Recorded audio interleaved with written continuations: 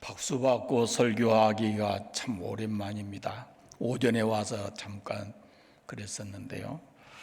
사실 저는 농촌용입니다. 45년 동안 농촌에서 목회하고 은퇴를 했습니다. 굳이 비유한다면은 우리 남 목사님 같은 경우는 제가 차종을 잘 몰라서 그러는데 제네시스, 뭐 또 BMW 이런 정도라 하면은 저는 대동 경운기 그렇게 비유할 수 있습니다. 평생 제가 농촌에서만 목회를 해왔었습니다. 오늘 이렇게 말씀을 전하게 돼서 영광입니다. 장래가 참 촉망되는 젊은 청년이 대학을 마치고 이제 내 인생이 새롭게 시작되는데 무엇이 필요할까라고 A4 용지에다가 1번, 2번 하면서 쭉 이렇게 써내려갔습니다. 몇 날 며칠을 생각하면서 정말 중요한 것부터 하나하나 적어 내려갔습니다. 무엇을 썼을 것 같습니까? 여러분이라면 뭘 쓰겠습니까? 한 번쯤은 우리가 생각해 봐야죠. 내 인생을 살면서 나의 인생에 가장 중요하게 여기고 내가 사는 것이 뭘까? 많은 사람이 그 1번에 돈이 있지 않을까요? 돈과 관계된 많은 것들이 거기에 들어가 있을 겁니다. 그러나 건강이나 외모나 명예나 권세 같은 것도 그 속에 빠지지 않았을 것으로 보입니다. 그래도 이게 무엇인가 혹 빠졌을까 싶어서 대학 다닐 때 존경하는 교수님을 찾아갔습니다. 그 쪽지를 들고. 그리고는 자세하게 설명하고 혹시라도 보시고 빠진 것이 있으면은 더 적어 주십시오 그랬어요. 교수님이 그걸 적어온 것을 쭉 이렇게 보시더니 A4 용지에 X자를 하고 그 위에다가 마음의 평화 그렇게 썼습니다. 마음의 평화. 많은 생각을 했습니다. 이 젊은이가. 그러다가 후일에 평안한 마음이라는 책을 썼어요. 그래서 베스트셀러가 됐는데 이분이 미국의 유명한 유대인의 납비이면서 작가인 조수아 리브만이라는 사람입니다. 그 외에도 이분은 마음의 평화라는 간단한 글들을 많이 기록으로 남겨놓았습니다. 우리가 사는 계절은 지금 참 좋습니다. 죽은 같은 가지에 새싹이 돋고 꽃이 피고 요즘에는 파란 새싹들이 나와서 사람을 참 마음이 편안하게 해줍니다. 그런데 우리의 외적인 환경은 우리의 환경을 보면은 참 불안하고 두렵습니다. 우리나라를 보아도 그렇고 세계를 보아도 그렇습니다. 물과 불이 우리 인생을 사는데 얼마나 중요한지 모릅니다. 최고로 중요한 것입니다. 그러나 그런 한편 우리 사람의 생명을 가장 크게 위협하는 것도 물과 불입니다. 절대 필요한 것이지만은 절대 위협적인 그런 것이 물과 불입니다. 근데 지금 우리의 상황 보면은 곳곳에 산불 나고 홍수 터지고 지진 나고 전쟁이 있고 이런 환경 속에서 우리가 살아갑니다. 어찌 보면은 늘 이 보이지 않게 가슴 속에 두려움을 안고 우리가 살아가는 겁니다. 우리가 진정으로 원하는 것은 평화하고 평화를 위해서 많은 사람들이 노력하지만 그럼에도 불구하고 우리 안에는 내적으로 두려움이 있습니다. 환경적으로부터 오는 두려움도 있지만 내적으로 가지고 있는 두려움도 적지 않습니다. 특별히 미래에 대한 두려움 누구나 다 있습니다. 어떤 사건, 사고가 터질지 모르고 건강에 어떤 문제가 올지 모르는 그런 두려운 마음을 가지고 우리가 살아갑니다.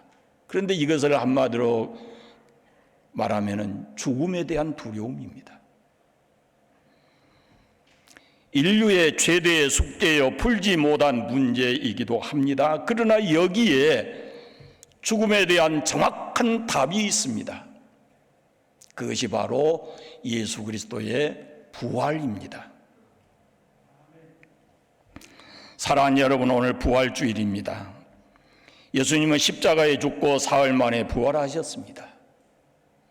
이것이 초대교회 사도들이 전했던 복음의 핵심이고 오늘 우리가 믿는 복음입니다. 십자가에 죽으시고 부활하신 예수님, 그분을 우리가 믿는 겁니다. 십자가의 죽음과 부활, 그것이 우리의 신앙의 기둥입니다. 예수님 무덤은 이 땅에 존재하지 않습니다. 그분은 죽은 자 가운데서 살아나셨기 때문입니다. 그리고 친히 부활하신 모습을 40일 동안 여러 사람들에게 보이시고 40일 후에 승천하셨습니다. 지금은 하나님 우편에 앉으셔서 우리를 위해 기도하십니다. 그리고 장차 산자와 죽은 자를 심판하러 이 땅에 다시 오실 것입니다. 우리 모두가 예수 그리스도의 부활을 확실히 믿고 죽음의 두려움으로부터 벗어날 수 있기를 바랍니다. 오늘 말씀은 부활하신 예수님께서 제자들을 찾아오신 내용입니다. 19절 말씀 보시면 이날 곧 안식 후 첫날 저녁 때에 그랬습니다. 예수님께서 안식 후 첫날 새벽에 부활하셨어요. 그런데 그날 저녁에 부활하신 예수님께서 제자들을 찾아오신 것입니다. 예수님이 부활하신 예수님이 찾아오셨을 때 제자들이 무엇을 하고 있었는가? 그 다음 말씀을 보면은 제자들이 유대인을 두려워하여 모인 곳에 문들을 닫았다라고 말씀합니다. 뭐하고 있었느냐면은 두려워서 문을 닫고 걸어 잠그고 있었다라는 겁니다. 혹 예수님을 십자가에 못 박은 그 유대인들이 로마인들과 다시 결탁해서 예수님의 제자들도 잡아 죽일까라는 그런 두려움 때문에 이 사람들이 문을 걸어 잠그고 그 안에 꼭꼭 숨어 있었습니다. 문을 닫았다 그렇게 되어 있는데 아마 2중 3중 겹겹이 이렇게 문을 걸고 잠궜을 것으로 보여집니다. 그곳에 부활하신 예수님께서 찾아오셨습니다. 예수님께서 문을 두드리신 것 아닙니다. 제자들이 문을 열어준 것도 아닙니다. 그렇다고 문을 부수고 들어온 것도 아니었습니다. 그런데 예수님께서 지금 부활하신 예수님께서 두려움에 떨고 있는 그 제자들 가운데 계십니다. 거기에 오셨습니다. 그리고 제자들을 향해서 말씀하십니다. 너희에게 평강이 있을지어다.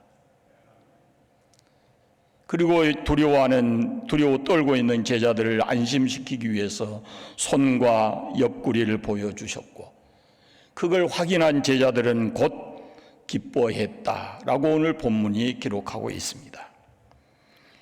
여러분, 이 제자들이 누굽니까? 예수님이 체포될 때 두려워서 다 도망했었습니다. 뿔뿔이 다 흩어졌고 그리고 어떤 제자는 예수님을 모른다고 저주하고 부인하기까지도 했습니다. 이런 제자들을 부활하신 주님께서 찾아오신 것입니다. 책망하시기 위해서 아닙니다. 꾸중하시기 위함도 아니었습니다. 그들을 용서하고 사랑을 안고 찾아오신 겁니다. 두려움에 떨고 있는 제자들을 향해서 너희에게 평강이 있을지어다 라고 평강을 주시기 위해서 예수님께서 찾아오셨습니다. 21절에 예수님께서 다시 말씀하십니다. 너희에게 평강이 있을지어다.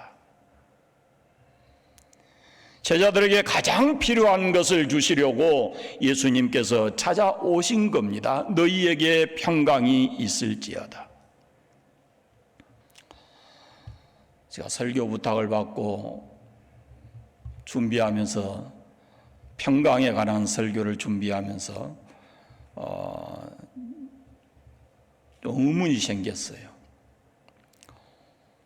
이 평화하고 평강하고 무엇이 다른가?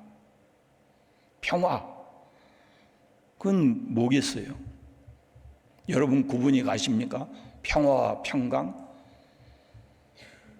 사전을 이것저것 다 찾아보니까 여기 돼 있어요. 평화는 전쟁과 갈등이 없는 상태, 평강은 걱정과 탈이 없는 상태. 근데 이와 비슷한 말이 또 있어요. 평안과 화평. 평화, 화평. 글자만 뒤바뀌었지요. 근데 이게 내용이 비슷해요. 평강, 평안, 이것도 내용이 비슷해요. 그러니까 이 네 개의 단어가 한 울타리 안에 있는 형제와 같은 거예요. 그런데 예수님께서 지금 거듭 반복해서 제자들에게 선포하신 평강을 선포하고 계십니다. 이유가 뭐겠습니까? 예수님은 잘 알고 계셨습니다. 제자들의 모습을, 제자들의 형편을, 지금 제자들에게 무엇이 필요한지를 예수님은 정확히 아셨습니다. 그리고 그 제자들을 향해서 너희에게 평강이 있을지어다 라고 선포하신 겁니다. 부활하신 주님께서 선포하신 이 평강이 오늘 부활절 예배를 드리는 이곳에, 우리 마음에, 우리 삶에, 그리고 이 나라의 온 세계에 강같이 흘러 넘치게 되기를 바랍니다. 팍스 로마나 이런 물리적인 평화가 아닙니다. 물리적인 평화라는 것은 그건 한시적인 겁니다. 로마가 아무리 강해도 결국은 망하고 말죠. 돈이 우리에게 가져다주는 그 평화라는 것은 한계가 있는 겁니다. 그러나 주님께서 우리에게 선포하신 이 평화, 평강은 샬롬의 평강입니다. 하늘로부터, 하나님께로부터 오는 평강인 겁니다. 그 평화가, 그 평강이 우리 마음에 충만하기를 바랍니다. 그런데 여러분, 사람 누구나 이렇게 평강을 원하는데, 근심 걱정 없이 살기를 원하는데, 그게 우리에게, 우리 사람들에게 없는 이유가 뭘까요? 왜, 무엇 때문에 우리에게 그렇게 중요한 평강이 없을까요? 여기에 대한 답은 죄입니다. 인간의 많고 많은 문제가 있지만 한마디로 요약하면은 죄입니다. 이 땅에 살고 있는 인간이 언제 하나님 주신 평강을 잃게 되었습니까? 에덴 동산에서 아담과 하와가 죄를 범한 후부터입니다. 죄를 지은 그들의 몸은 여전히 평화의 동산 에덴에 있었지만, 그러나 그곳에 있으면서 그들의 마음에 찾아오는 것은 첫 번째 감정이 뭐냐면 두려움입니다. 그래서 하나님은 숨었습니다. 부끄러움을 가린 겁니다. 그날 이후로 인류는 미움과 시기와 살인으로 이렇게 역사가 진행되어 오고 있습니다. 인간은 평화를 잃게 됐고 모든 사람들은 서로 원수같이 여기면서 싸우고 분쟁하고 이렇게 살아오고 있는 것이 인류의 역사입니다. 죄는 우리 개인의 마음에서 평강을 뺏어가고 넓게는 이 사회와 역사 속에서 평화를 파괴합니다. 이사야서에 보면 악인에게는 평강이 없다 그랬습니다. 죄가 평화를 깨뜨리기 때문에 그렇습니다. 심리학자 케이체프 노이드라는 사람이요 6가지 감옥만 벗어나면은 평화로울 수 있다 이렇게 얘기를 했어요. 제가 시간 관계상 그 다 얘기하지 못하지만 저는 그보다 더 중요한 모든 세대 모든 사람들이 벗어날 수 없는 그런 감옥, 그것이 바로 죽음의 감옥이라는 것을 말씀드리고 싶습니다. 이건 누구도 벗어날 수 없습니다. 한 번 태어난 것은 정해진 것이고 죽는 것도 정해진 것입니다. 그런데 인류는 이 죽음의 감옥으로부터 벗어나게 해주는 것이 바로 뭐냐면은 예수 그리스도의 부활입니다. 우리가 가진 부활의 신앙입니다. 죽음이 끝이 아니라는 겁니다. 부활하신 예수님을 만나기 전에는 그 누구도 죽음에 대한 두려움을 벗을 수가 없습니다. 부활하신 예수님을 만나야 두려움의 문을 열고 세상 밖으로 나와서 담대하게 살아갈 수가 있습니다. 제가 설교하면서도 시간을 자꾸 봅니다. 제 앞에도 시계가 있어서. 이렇게 시계 보고 설교한 적이 없거든요. 자꾸 눈에가 와요, 이것이. 사실은 저는 10대 때 결핵을 앓으면서 죽음의 공포를 가지고 죽음이 뭔가를 참 많이 생각을 했었습니다. 죽음 후에 사람이 어떻게 되는가? 그때부터 제가 본 책들이 죽음 후에 5분, 죽음 이후에 인간은 어떻게 되는가 하는 것들을 책을 봤어요. 그 후에 제가 인문학을 좀 관심이 있어서 그 공부하면서 보니까 인간의 근본적인 문제가 3가지예요. 태어나서 어떻게 살고 어떻게 죽느냐 이것이거든요. 결국은 지금 우리에게 있는 문제는 이미 하나는 지나갔고 이제 어떻게 살고 어떻게 죽느냐 문제겠죠. 우리는 반드시 죽음을 앞에 두고 있기 때문에 부활하신 예수님을 만나야 합니다. 그런 사람은 요한계시록에 있는 대로 주 안에서 죽은 자들은 복이 있다라는 말씀이 바로 그 사람을 향해서 주는 말씀입니다. 사랑하는 여러분, 그리스도인에게 있어서 죽음은 벽이 아닙니다. 그리스도인에게 있어서 죽음이라는 것은 문입니다. 그 문을 나서면 우리가 상상할 수 없는 하나님의 놀라운 역사, 세계가 이루어져 있습니다. 우리는 예수 그리스도의 은총을 입어서 그 문을 열고 바로 그 영광의 나라로 들어가게 될 것입니다. 제가 목회했던 관상교회는 제가 33년을 살았으니까 연령층이 조금 저하고 같이 젊었던 사람들 다 나이 들었습니다. 제가 늘 부른 찬송이 있습니다. 영광의 나라라고 하는 그 찬양이 있어요. 그 찬송을 늘 불러요. 천국에 대한 소망을 갖게 하기 위해서 영광의 나라라는 찬양을 늘 부릅니다.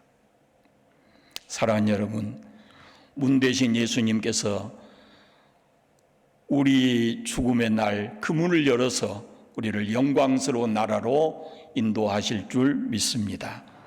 그 믿음과 소망을 가지고 부활을 이기고 부활의 두려움을 이기고 죽음을 초월한 죽음을 두려워하는 것을 이기고 죽음을 초월한 그런 신앙을 갖게 되시기를 바랍니다. 죄는 우리에게서 평강을 뺏어가고 두려움을 가져다 줍니다. 그러나 십자가에 죽으시고 부활하신 예수님께서는 우리의 그 죄 문제를 해결하시고 죄 때문에 잃어버렸던 평강을 다시 되찾게 해주시는 겁니다.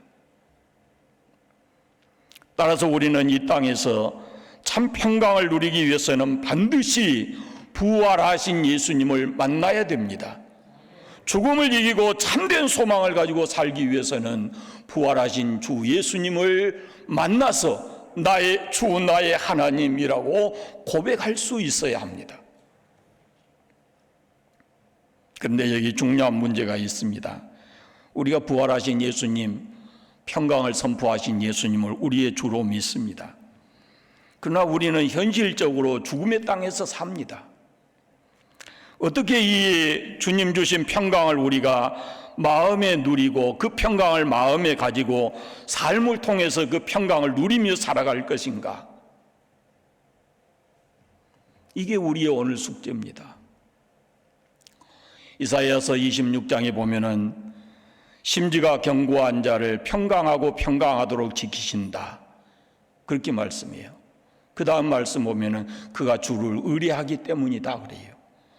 그러니까 주를 의뢰하고 주를 의뢰하는 그 심지가 견고하고 견고한 자는 평강의 평강으로 지키신다라고 말씀하는데, 오늘 본문에 예수님께서는 이 말씀을 하시고 너희에게 평강이 있을지어다 이 말씀을 하시고 그들을 향해서 숨을 내쉬며 이르시되 성령을 받으라 라고 말씀합니다. 오늘 우리가 삶의 현장에서 이 주님이 주시는 평강을 누리고 살기 위해서는 이제 사람의 의지만으로 되는 것이 아니고 성령을 받아야 합니다. 성령으로 충만해야 합니다. 베드로를 보십시오. 주님께서 십자가 지시기 전에 자기는 절대로 예수님 버리지 않고 부인하지 않겠다 했지만 그는 결국은 예수님 3번 부인했습니다. 그러나 그런 베드로가 사도행전 2장에서 성령으로 충만한 다음에는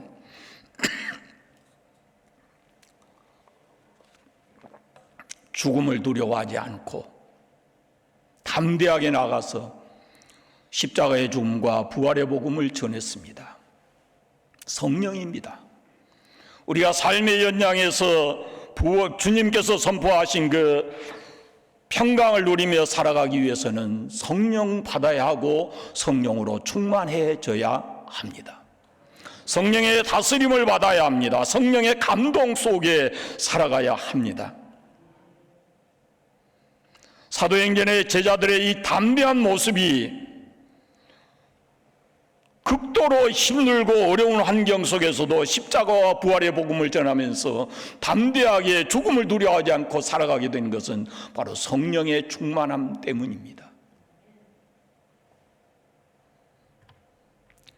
부활하신 주님께서 지금도 우리를 향해서 숨을 내쉽니다.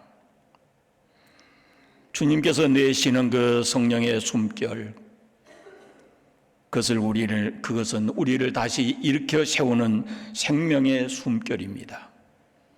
부활하신 예수님께서 내쉬는 그 숨결, 그게 바로 성령의 숨결인데, 생명의 숨결인데, 그것을 우리의 죽음의 자리에서, 실패의 자리에서, 절망의 자리에서 다시 우리를 일으켜 세우는 숨결입니다. 우리를 향해서 생명의 숨을 내쉬는 부활의 주님, 그 성령의 숨이 바로 우리를 살립니다. 우리를 이 땅에서 평강을 누리고 살게 합니다.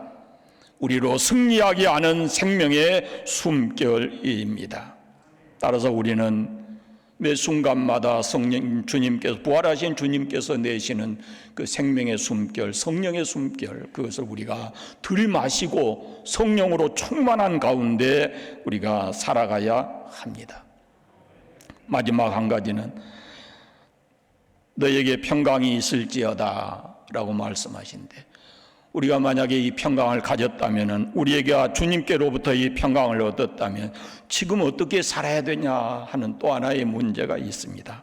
21절 말씀 보시면 예수께서 이르시되 너희에게 평강이 있을지어다. 아버지께서 나를 보내신 것 같이 나도 너희를 보낸다. 내가 너희에게 평강을 주는 것처럼 너희도 누군가에게 이 평강을 줘야 된다는 겁니다. 주님께로부터 받은 평강을 또 다른 누구에게가 나눠줘야 된다는 겁니다. 그러면서 23절 이렇게 말씀하십니다.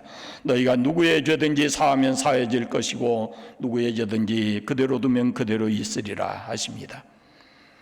이 말씀은 주님의 부활을 믿는 성도들은 이제 남을 정죄하는 삶에서 용서하는 삶으로 바꾸어 살아야 한다는 말씀입니다. 그리스도인은 죄의 사함을 받은 사람입니다. 그리스도를 따르는 우리는 우리의 삶을 통해서 죄를 용서하는 삶을 살아야 합니다.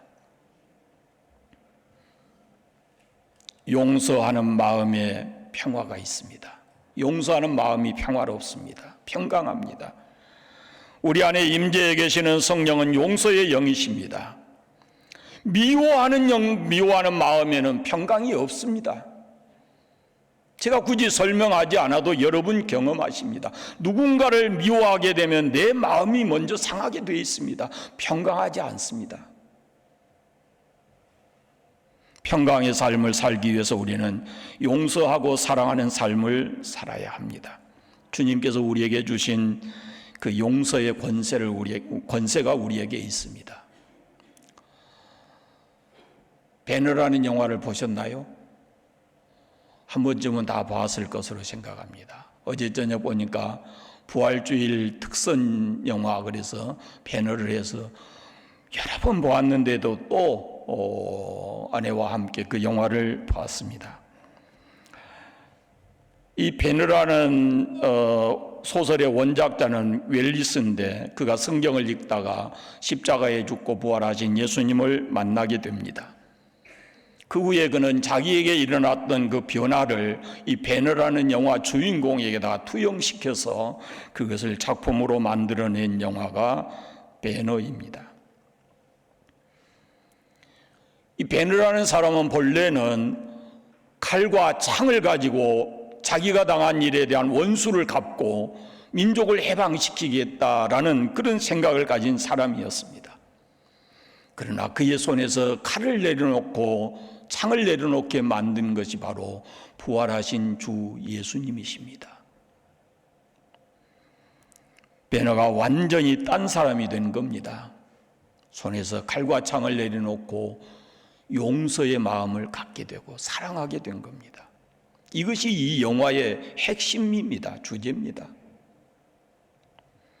재미나는 멋진 장면들 많이 있지만 이 영화의 클라이막스는 바로 배너라는 사람이 자기 손에서 칼을 내려놓고 그리고 용서하고 사랑하게 됐다. 그 원인은 바로 부활하신 주 예수님을 만났기 때문이다라는 겁니다. 예수님이 잡히실 때 베드로가 칼을 빼서 대제사장의 종을 귀를 쳤습니다. 그때 예수님께서 베드로를 향해서 하는 말씀이 내 칼을 도로 칼집에 꽂아라. 칼을 가진 자는 다 칼로 망한다 그랬습니다. 베드로는 칼을 버렸습니다. 그리고 성령의 충만함이 되었습니다. 그리고 그는 십자가와 부활, 용서의 복음을 전하는 것입니다.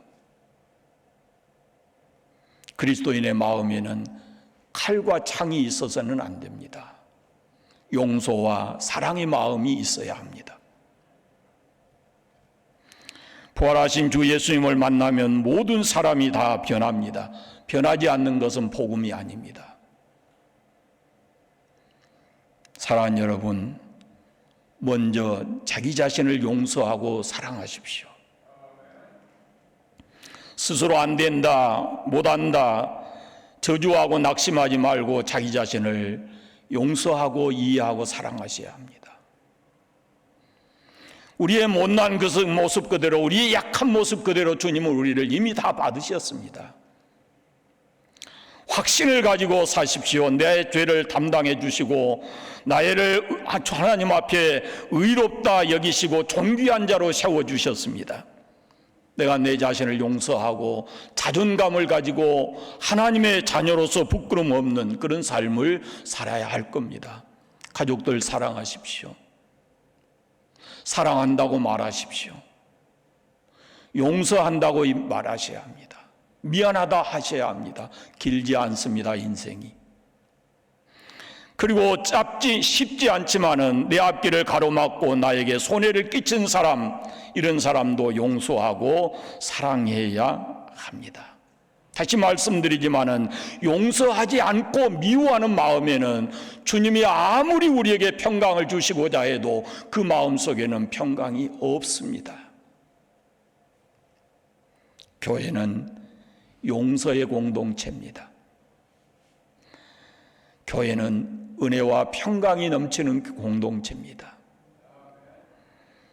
부활하신 주님께서 제자들을 향해서 말씀하셨듯이 오늘 우리를 찾아오셔서 부활주일 이 아침에 너희에게 평강이 있을지어다 라고 선포하십니다. 이 평강을 누리게 되시기를 바랍니다. 이것이 오늘 주님께서 우리에게 주시는 말씀입니다. 기도하겠습니다. 사랑의 하나님, 우리를 사랑하셔서 예수님을 십자가에 내어주시고 부활하게 하셔서 인류에게 새 생명을 주시고 산 소망을 주신 은혜 진심으로 감사를 드립니다. 하나님 아버지, 부활하신 주님께서 선포하신 너희에게 평강이 있을지어다, 이 말씀이 오늘 이곳에 예배하는 모든 사람들의 마음에, 삶의 가정에 그대로 이루어지게 하여 주시옵소서. 부활의 주님 예수 그리스도의 이름으로 기도드립니다. 아멘.